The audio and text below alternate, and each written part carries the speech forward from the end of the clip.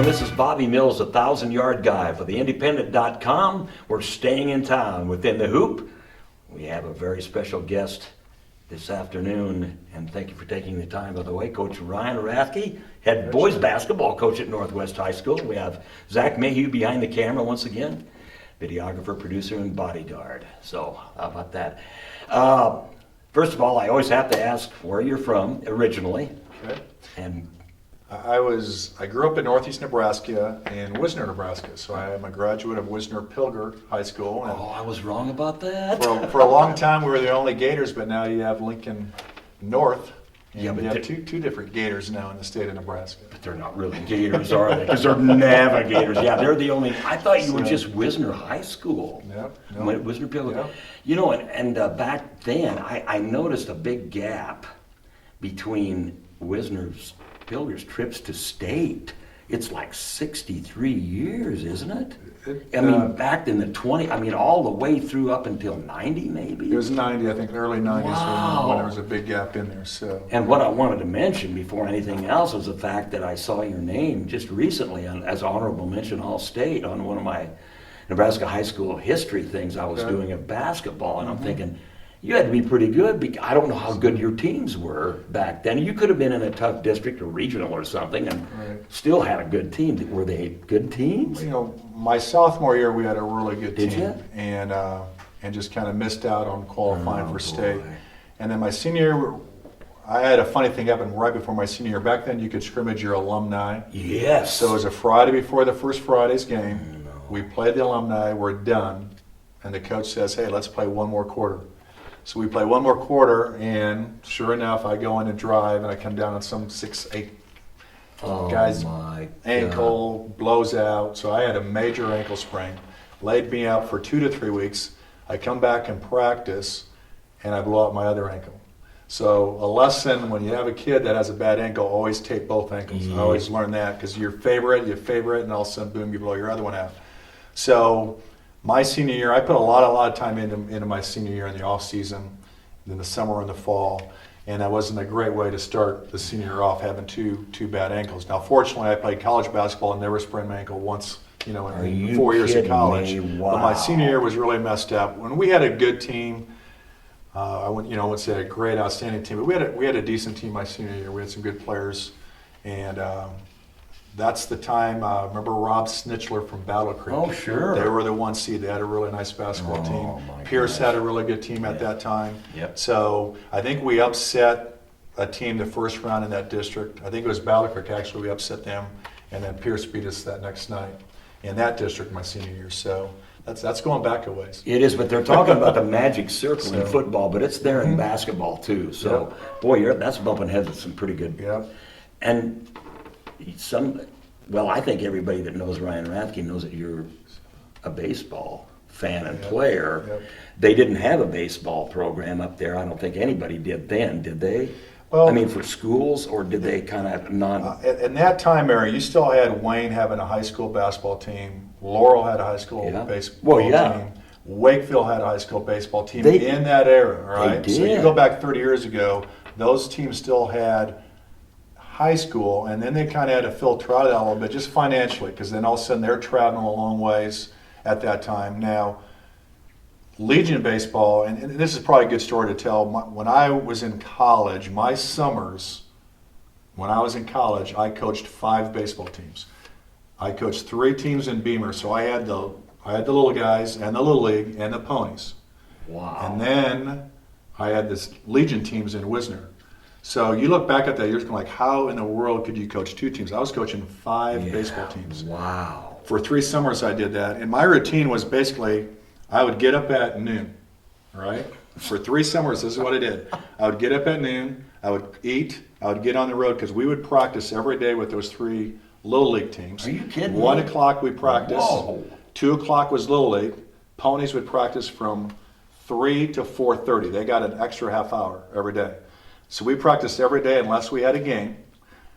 So after you got done with pony practice, you're hitting the road. I had a game literally every night but Saturday nights. I suppose. And at that time, the coaches had to get the field ready.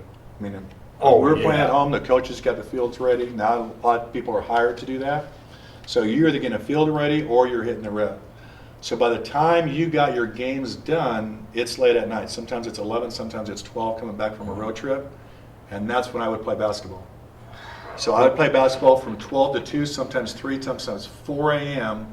I'm still playing basketball, doing my workout religiously every day. Wow. And then I'd go to bed and I'd repeat that same thing the next day. To this day, I'm a night owl. For 3 summers of that, it's still with me. I was just talking to a teacher yesterday about that, and so I stay up late. I think it's all goes back to my college days. Well, yeah, I can see that. Hence the sleeping till noon it was warranted. So, you know, I think I made a mistake looking back. High school teams did have baseball teams back then because I remember Central Catholic did not have a track program in the early 70s maybe, and went to baseball because they couldn't afford it, didn't have that many kids. And I think they were knocked out by Wakefield or Creighton or somebody up there. Creighton's another one, Crofton. Oh my gosh. You know, you look back at the whole timeline of baseball, that Northeast Nebraska, years ago there were town teams throughout the whole state, and a lot of them have folded. But in Northeast Nebraska, they still have 2 leagues up there that are still going from years ago. See, you got West Point, the Snyders, the Dodge, the Wayne, the Laurel, the Wakefield, the Crofton. All those types of teams up there love their baseball. And I know that there used to be the Sherman Howard League here up by Carroll and stuff, you know, back then. And I don't think it's in existence, but they never quit up there. Oh, yeah. So I heard some stories, you know, living in Carroll for a number of years. I heard a lot of baseball stories with the Danbrog, the Bolus, the Caro, and all those teams. Did they hire pitchers, by the way, on Sundays like you did in the early days? Yeah, that was part of it. Yeah. And a big part of that whole town team baseball was the fairs. So really? You'd have this Cumming County Fair, you'd have the Dodge County Fair. Cool. So then you really got to hire some extra players for those fairs. And some pretty quality baseball. You'd bring some players in. I can remember when I was growing up, we'd go to the tournaments, the fairs, and each team would have 2 or 3 guys that they brought in that were pretty salty players, and it was fun watching that. Not Richie Ashburn. That couldn't have been Richie Ashburn from Tilden. Anyway, so you did play basketball in college? I played baseball and basketball. Both. Okay, might as well do them all. Yeah, at Concordia, correct? So, yep, at Concordia University at Seward. So I did both of those, so that kept me busy. I mean, you're getting on campus, you're already working out for basketball, you get into basketball season. Baseball, at that time, you started baseball a little earlier, but nothing like today. I mean, those baseball teams at college levels today, they're starting a lot earlier than they were 30 years ago. So I was a little behind going into the baseball season, but it wasn't anything that significant. So then you got to throw a baseball around a little bit, hit a baseball around a little bit, and those were great times. But in shape, for sure, for baseball. Oh yeah. When did you have time, pray tell, to meet your wife? My wife and I, we go back to high school. So really, did she? I've dated one girl in my life, and that's my wife. How cool is that? So gosh, we're high school sweethearts, and my high school coach had me going to Kearney, and this is kind of a weird story too, because my best friend, he was going to go to Concordia, and I was going to UNK, Kearney State at the time. Kearney State, yeah. So my basketball coach, he was a Kearney State graduate, and he had me all set up. I was going to Kearney State. And I'm not sure how that all transpired, but at the tail end of everything, I ended up going to Concordia, and my best friend from high school ends up going to Kearney State. Wow. Oh my gosh. It's kind of weird how all of a sudden we just flip-flopped it. And so I ended up at Concordia, and my wife went to UNL in Lincoln. So we weren't that far away through college in terms of dating. I went to college and did not have a car. I told my kids that. My whole freshman year of college, I had no vehicle. Oh no, a lot of us didn't. Now it's just, that's different too. So. Oh gosh. Was your wife a good athlete, or did they have? She played basketball, was a decent athlete, definitely. She was a point guard, basketball player, and ran track a little bit, but basketball was her main sport in high school. Who was your basketball coach at Wisner Builder? I had Lynn Spillman, who graduated from Kearney State. You know Lynn Spillman? Yeah, I know of him. I don't know where he is now. But I don't know where he's at either. Yeah. And So I had him my first 2 years of high school, and then I had Ray Wall my junior, senior year of high school. Not sure about it. And then who's your coach at Concordia? Concordia, I had 3 coaches in 4 years. Oh my So goodness. as a player, that was not an ideal situation, but as a future coach, which at that time I knew I wanted to be coaching. That was my next question. And that was a good thing for coaching, because I had Yeah. 3 different coaches in 4 years at Concordia. We just interviewed somebody recently, Zach, that said that they had 2 or 3 different coaches and it really helped them out because of different styles. Yep. I don't know whether it helped the team, but it sure Right. helped them to realize It's how not many- ideal for the program at No. that time. But in terms of a future coach, it sure is beneficial for a future coach, because you got 3 different coaches that you can learn from. When did you decide to be a coach? Was it in high school or Oh, not? I'd say junior high. Yeah. I mean, I've always Wow. wanted a teaching coach. I've always wanted to do that. So, I was one that as I'm growing up, going through high school and in college, I'm always trying to tap into, Wow. learning things to make yourself a better teacher and coach. Every time I see a bio on you, it always says, I love to teach in the classroom, Matt. You don't see that these days a lot. I mean, I don't know if it's not on bios or whether guys are really into it, but I teach drum lessons and it's tougher than it was for me to get through to kids, and I'm one-on-one. Yeah. So you never. I you love never get- teaching. oh, I that is just so told good. my administrator a week ago. I said I just love Oh teaching. my gosh! So- And you've been teaching what, 30? This is my 32nd year. Boy, you 32nd love it year. after 32nd years, man. You've got it made. So, God bless you, because yeah. I mean, I love kids in general. I mean, I could see Right. myself teaching elementary kids. 'Cause Oh, there'd be high school really? teachers that no way they want anything to do with that. Wow, I could teach elementary. I just love kids, all ages. I could teach junior high. I could teach high school. I'm teaching a college math class through CCC That's right kinda now. neat, yeah. So that's still high school kids, but they're a little more mature in terms of Sure. what they want to do too. But I just love teaching, whether it's math, whether it's basketball, love it. Unbelievable. You got a halo around your head there. So where was your first coaching job after Concordia? Was it at Centura, or did you shadow somebody? My first 4 years, I got a head job right out of college. Fairmont, wasn't Fairmont it? High School. Yeah. Fairmont High School. So I went there for 4 years, and then I was at Centura for 19, and this Right. is my 8th year here at Northwest. Did you have those teams at Fairmont weren't that bad, were they? We had a few freshmen starting my first year at Fairmont. Okay. So we kind of took our lumps there that first year, and then by the time those freshmen were seniors, we were really good. Yeah. We were that close to being a state championship team That's what I that thought. 4th year, because we had a really good basketball team, and at that time, that's when Fall City Sacred Heart was going through their run, and you had the Simons and the Bucknells and all that. Oh. So we actually met them in the semifinals, and we were ahead at halftime. We were the only team that were up on them that entire season, and I think it was like 40 to 41, 40, 42, 41. Wow. And to start the second half, that Simons kid hit his first 3 shots. So we went from being up 1 or 2 points to down 4 or 5, and it just stayed that way the whole half. So we get beat, and then I know the finals, that next round for them, I know they were up 20-something at halftime. So if we could have got them, I would have felt pretty sure we could have got the championship game that next day. So, State championship so right there. we were really good. We did have a really, really good team. And that was kind of tough for me that year, because we had 4 of our top 7 coming back, and then I took the Centura job. So we had some good players returning yet, but I thought we'd have a really good chance again to get to state.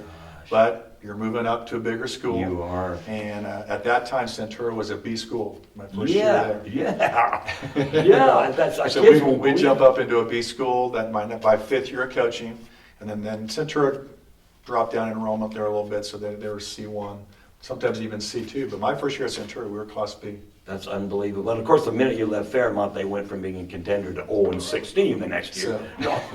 How your gig at Centura? Of course, I always watched games up there. It had to be that Lou Platt Yep. coaches were just tight. Yep. That was I don't know if I mean, I know it's tough on the court to, you don't really show it on the court that you're but am I wrong about that being a camaraderie of that? I mean, Paul Baronic and all those Right. guys were you that close? I It think just seemed we're, like a brother. I don't know though. I think wherever you go, you're going to form some brotherhood in terms of that, especially the conference. You know, Yeah. even when I come to Northwest, you're going to meet new coaches. In my 8 years at Northwest, there's been a lot of turnaround in the Central 10 Conference, though. Oh, I mean, it's there amazing has. how many new coaches there are I know. since there were 5 years ago, even. I don't right? even recognize them announcing. Yes. So there's been a lot of turnaround, but I think you do build relationships, and that's a big part of just coaching. It's the relationships you build with the players, but there's also those relationships you build with your peer coaches. Yeah. And there's always going to be a few that you're closer to. You mentioned Paul Baronic. Him and I were almost like brothers. We were just constantly communicating back and forth, and that goes way back. I mean, that goes way back to his first year of coaching, was my second year at Centura. So, you know, that's going back 25, 26 years ago. And you may have heard this story too, because we were talking about since Paul's passing, and I did a couple of interviews, but I can just remember when email came out. Yeah. The first time email came out, Paul and I were just like communicating all the time versus email. So we'd be back and forth conversing a lot through the email, talking basketball stuff. And, you know, and then his boys, Drake was a freshman when my oldest son Garrett was a senior. So then you kind of, your kids are kind of the same age. I've got a great relationship with his kids, especially Drake. Drake and I communicate a lot like Paul and I would communicate. But there's other coaches too. I mean, Paul's one of them, but there's other coaches you get some really great relationships built in this profession. I don't remember who was coaching up in there in those days of other schools. See, when I played for Central Catholic, the schools were different. We had Shelton, Gibbon, Wood River, us, Loop City, Burwell, St. Paul, and somebody else. I don't remember, but it's different now. But who were a couple of the other coaches? I can't recall. In the early days, you know, back when you started and Paul started, you were there. Well, if we kind of go jumping around that Lou Platte conference, Paul Reinerson was at Gibbon. You know, he was there. He got out of it for a little bit, then he got back into it. I was going to say, so he he officiated a few years, and he came back, and then he returned as coach, you know, the boys coach at Gibbon. Then you're going to go around. Paul Henry up at Loop City. Man, he had to be. He was there for quite a while up at Loop City. And we're going to go around here. We got it's hard to remember. Paul at Ravenna. You've got Rick Peters at St. Paul. Well, yeah, Rick had to be So there. he was there a long names time. you know, and that whole time I was at Centura, those are the coaches that were there for a long time also in there. So trying to keep going around through the conference. Kearney Catholic, you know, Don was over there for a long time. Yeah. So many years.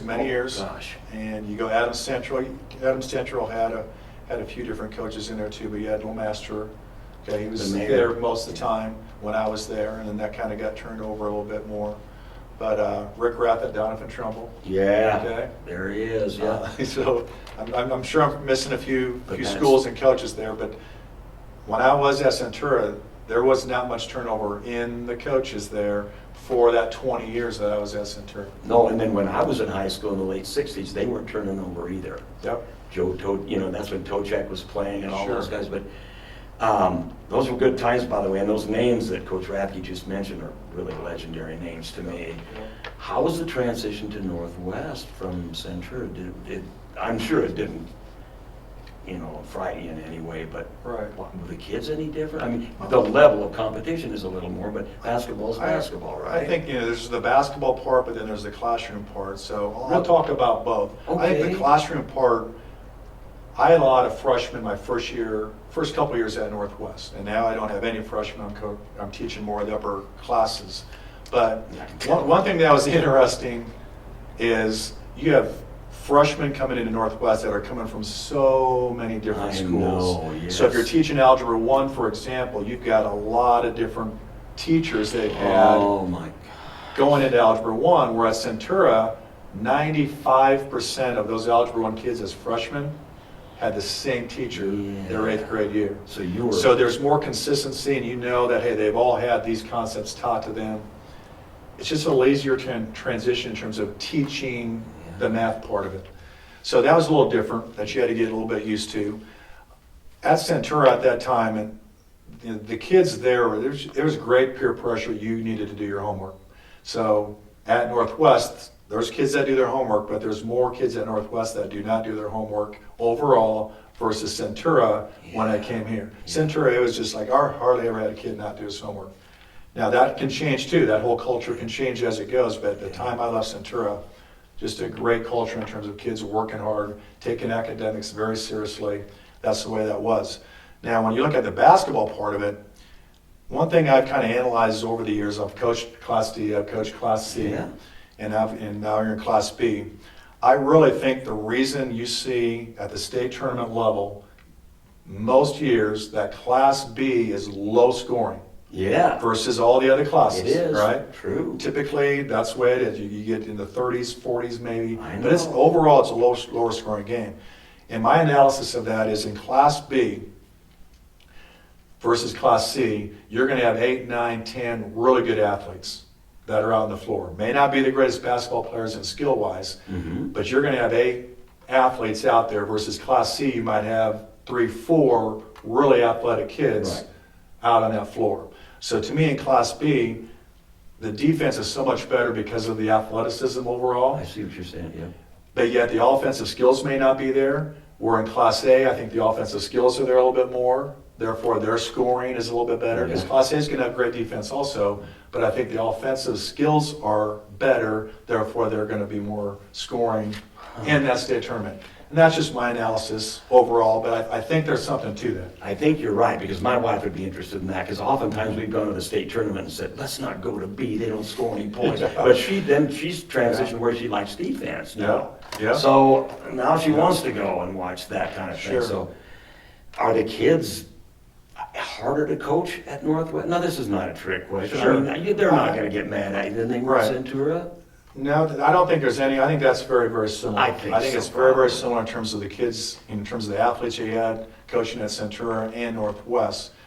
I do think that we're in a whole different era today, and the youth athletics is so different now than it was years ago. It's so much more demanding. You know, I've got a friend I was just visiting with a month ago, and 4th grade daughter, and in gymnastics, okay, likes to play softball. Well, the softball team is getting out to the facility out at Fonder Park, and they need a practice yet, right? Basketball practice, and then volleyball is kind of this year-round thing now. Oh, yeah. So here's this 4th grader who has 4 different sports going on. That's demanding, and I don't know if that's a good thing. I think right now there's so much demanding on our youth today, and it used to be kind of 7th, 8th grade, 5th, 6th grade. Now you're seeing 2nd grade, 3rd grade teams that are actually going out and about, playing games. I think we're losing the fundamentals of some of our sports. And it's nothing against the coaches of those youth teams. No. The youth coaches have to get their teams together, and they got to get organized. They've got to get their offense organized, the defense organized, and they only have so many practices, only so much time, and you miss out on the fundamentals. You really do miss out on the fundamentals. And you go out and play games, you have 5 minutes to warm up. Yeah, you know? I know. And instead of 20, where you could be working on fundamentals for 20 minutes. So it's just different. I think I'm not sure 20 years from now what that's going to look like. I am concerned about that in terms of what that's going to look like. I think we get kids that get burnt out too early. Next question, yeah. Because of all those practices that they need to go to, and it's how many games. You and I, we might have had 5 or 6 junior high basketball games. That was it, yeah. And when you got to high school, those games were really a big time thing. Oh, boy. Where now, you've got high school kids, and how many games have they already played? I know. And I don't think it's as significant to the high school kids as it was to us in our generation. That might make pretty good sense, because I'm wondering if you had to battle, quote, burnout with anybody at Northwest that had been all the way up through, you know, the 4th grade thing like you were talking. But I think you're going to see that at all schools. It's not just Northwest. I mean, that's all around. I know. All your classes. There's the youth basketball and youth sports overall. It's amazing what's all going on at the 2nd, 3rd, 4th, 5th grade level right now. But how do you, when a kid looks like he's uninterested, you know, and he's a starter for you here maybe or anywhere, can you go easy on him if you know that he's just tired of it? How do you handle that? That's a lot of times that's a one-on-one thing. Oh, man. I'm big on roles. In terms of coaching, roles to me are so important. Yeah. And everybody has roles. I mean, all the people out in the workforce right now, you have your role within your workforce. Yeah. And those roles can change within your workforce, and your roles on a team can change. Not only can they change from week to week, game to game, but within a game, all of a sudden your role can change. I know. You get injuries, you get foul trouble situation. It could even be just a unique defense that you're seeing, that offensively this player is a better player to have on the floor versus another player. Yeah. So there's so many roles that go into the development of a player. And those roles parallel what they're going to face the rest of their life, which is really neat about coaching, which is one reason I like to coach. There are so many parallels to a season in athletics and then that life season that you go through. A lot of parallels. There really is. That's a good point, and that's why people stay in coaching and smile most of the time. And I know it's not easy, but I'm a football guy, so I know how difficult it is to transition during a football game. But my goodness, during a basketball game, I don't know how you roll with all the punches. Somebody might throw a different defense at you every time down the floor for how many possessions. Yeah. It's hard to do. And on another note, I don't think I've ever seen you angry at a game. I hear this falling for once in a while, but that might be. I don't know who that is, but I don't know. And it happens. Yeah. So sometimes Jimmy Weeks flies out of his hands by mistake. But Right. I don't know how you do that. Well, there's... I mean, you're kind of even keel. It seems like. Yeah, I would say I'm that way, but there's a lot of competitive juices inside you. You definitely are competing, but you're also, if you're going to, so to speak, lose it or something, you're modeling to your players. That's all right? true. That's always out there. And if you want your players, hey, you've got to keep your poise in situations that as a coach, you got to keep your poise also. And there can be intensity. There's sometimes I've got to get a little bit, on a kid here and there, but that's just intensity going on. But I'll go back to that same thing. You've got to, you're role modeling all the time. Yeah. And whether that's on the floor in a game, whether that's in a practice setting, whether that's off the floor, Yeah. wherever you're at, you're always a role model. I don't know, Coach. I think most of them do, but in the old days, you couldn't be seen in a bar if you were a coach or a teacher. Sure. And that's something totally different. Sure. But have you ever had a T in your life? I can't believe you ever could have had a technical. If it was, I'll the official tell you, had to be wrong. This is a long time ago. There was, man, this is so You don't long have ago. to. It's a great story. It's a great story. Okay. So the T I got in the Lou Platt Conference. Oh. We're playing Wood River, and one of my pet peeves in basketball is not getting the ball in bounds. That's just a pet peeve of Oh. mine. We need to execute. We're taking the ball out. We need to be clean with our execution. There's no way we should throw the ball away, right? No. So we're playing Wood River, and there's like a minute to 2 minutes to go in the game, and we are taking the ball in bounds on the far baseline to where I'm at on the bench, and we throw the ball away. And I'm on the floor a little bit, and I'm upset that we threw the ball away, so I slam my hand on the floor. The official sees me and tees me up. It had nothing to do at all with I wasn't on the officials at all. Yeah. But just all of a sudden a knee-jerk reaction, coach on the floor a little bit, slamming. So I get teed up. And the unfortunate thing about that was it was a one-possession game at the time. And now, they're getting 2 free throws and possession of the ball. The official calls me the next day and apologizes for it, which you respect that. I was going to say, oh my goodness. You respect that phone call. But that's my last tee, which is that's probably 26, 27 And years you ago. remember that, darn. That's terrible. I mean, the guy did apologize. Yeah, I was he going to did. hunt him down and say, you know what you did to this man? Yeah, but that's... Yeah. But so what about this team you have this year? I see so many good things on defense especially. Yeah. You feel like you're close? We're really close to just really putting it together and being a tough team to beat. I think so. Our defense has been pretty consistent Yes, it overall. has. We've had a few hiccups throughout the season here and there, but our defense has been pretty solid. And our emphasis the last few weeks has just been we've got to get production on offense. And especially when we face that really good defensive team that puts really good pressure on the basketball and gets out of the passing lanes, that's where we need to improve. Yeah. So we've been putting a lot of time on that in practice. And even today, that'll be a focal point in practice today. And the production's getting there. Our last outing with Adams Central, we had a good night offensively. Mm-hmm. So it's getting there, and we hope to just keep improving. And what I call just executing, being clean, whether it's an inbounds play, whether it's your offense, because sometimes just kids, they won't make a hard cut, or I'm going to set a screen for you, but you don't set your man up for the screen, and then it's a sloppy screen. Yeah. So you've got to make sure you've got good screens, setting your man up for screens. You've got to make sure you're coming off the screens hard. Yes. If it's a cut, it's got to be hard, and just passing the basketball's got to be sharp. Sometimes you have soft passes, we call lazy passes. Oh, that gets the me. ball's got to be passed sharply. And now you got good ball movement. That's going to open people up for shots. It's going to open people up to drive the basketball. So I've always been big on it's not so much what you do, it's how you do it. Oh, yeah. There's so many different offenses out there that you could run. And it goes down to fundamentals again. It What does. is your skill level? How good of a sharp passer are you? Can you be strong with the basketball? When you dribble it, can you dribble it real tightly in terms of sharp dribbles? So it does go to a lot of the fundamentals in terms of the game of basketball. Do you think you have a good passing team right now? We're getting better. That's another It thing. looks- For us to get better producing, we've got to be a better passing team.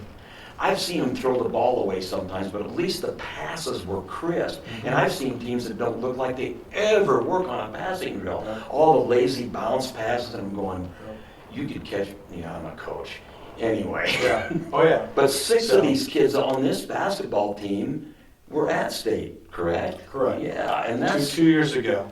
And they were a big part of that. Yeah. We had a heavy senior team that year. Yeah. But we had 4 or 5 sophomores that year that were a big part of the run we made at the end of the year. That was a big run at the end of the year that year. Yep. And that was a fun run. It was a fun ride. That's just where things got going.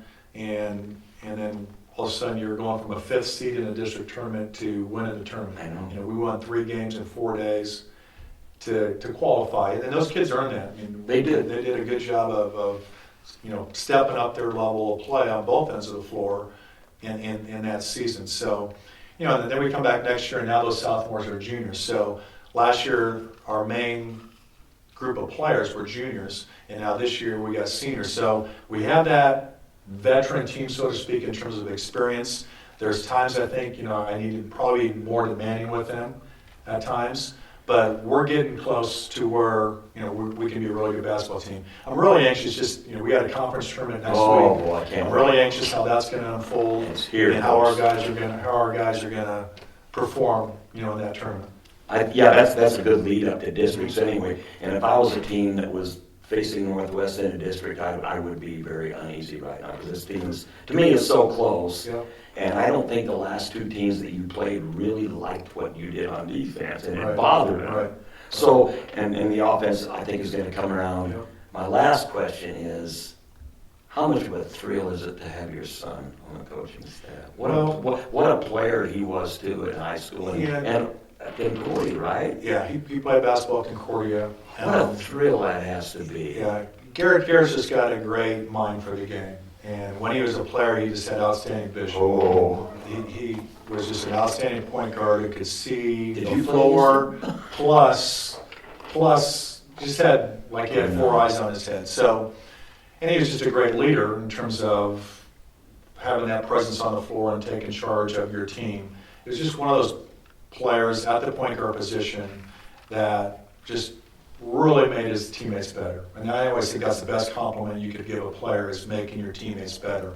And that's when I would describe him as a player. So now as a coach, there's a lot of vision in coaching. When you're on the sideline coaching, there's a lot of things you're looking at that the average Joe in the stands isn't observing. No. So there's a lot of thinking ahead as a coach. There's a lot of observing as a coach. So his strengths as a player carry over to a coach. Oh, yeah. And he does a great job within the game. He does a great job interacting with the kids in practice, in the game.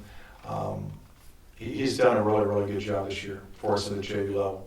Do you think that you need a guy that young to bridge the difference in age between you and your kids? I can't see that in you, but it's nice to have Jared. I think it would be a plus for your program. I think, you get that action going on. Because you always want to have those conversations with players. And I mentioned earlier, I think the one-on-one things we don't do enough of. Just sitting a player down one-on-one. And it's always tough to get that window of time to do that. Yes. But the more that you can do, there's going to be more teaching going on there. And just an understanding of the rules. Because I think a lot of times roles do change. And sometimes we don't understand what my role is. So the best way to get that understanding is a one-on-one conversation. And we can sit down and talk things through. And that's a two-way street there too. Sometimes they need to know what you're thinking, but you also can benefit to know what they're thinking at that time also. So I like having a wider range. I'm getting up there now, on the older end of it all. So it is nice having a younger assistant coach. You guys look like you interact on the bench really well. We think a lot of the same in terms of stories. He came on board our coaching staff 2 years ago as just a volunteer. I remember that. He was just helping us out. And it was just so interesting how many times you get ahead of the locker room at halftime, so you're conversing before you go in, or even after you come out, you're still as a staff, you're conversing. And he's great at sharing input. And there was a few times always where he would have input, and it was like, I hear you. That's exactly what I'd be thinking when I was your age. But I've already gone through that. So we'll say we're going to change this up. But that happened a number of times. And inside I'm just going, I'm laughing inside because that's exactly what I've been thinking. Wow. In your shoes 20 years ago. How does he take it? So, I just kind of roll with it. I always tell my assistants I wanted them to bounce stuff on me all the time. Yeah, and if I'm not acknowledging it, I'm not trying to be rude. I'm still thinking through things. But it is so important to have your assistants bounce things off you, because all of a sudden you might not be thinking of something that would be beneficial, and all of a sudden your assistant coach, boom, pops something in, yes, and then all of a sudden we can run with that. So it's important to have your assistant coach who's always trying to throw things out at you, during the game, halftime, those types of moments. That's important. You're way too young to give up, of course, quit coaching. What would happen if he had a head coaching job somewhere? Would that really take a part out of you, or would you be? Since my time at Northwest, it's amazing how many assistant coaches that I have had go to be head coaches. It's amazing.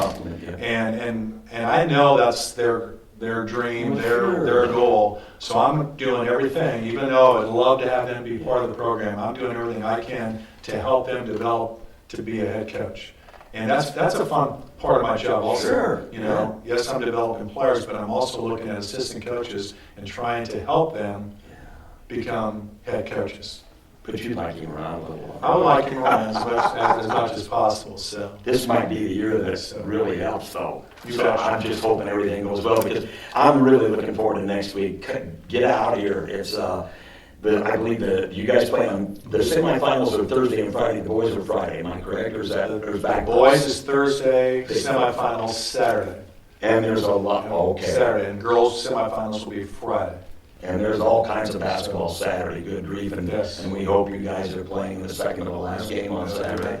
So yeah, we're looking forward to it, and we wish you the best of luck, because I watch this team every home game, and I think they're on the right track. And as I said, I don't think I'm going to be facing Northwest down the line. So best of luck. Thank you very much for being, and you do know your X's and O's. So thanks again. Till next time, we thank Mr. Ryan Rathke, the head basketball coach out here at Northwest, for being with us.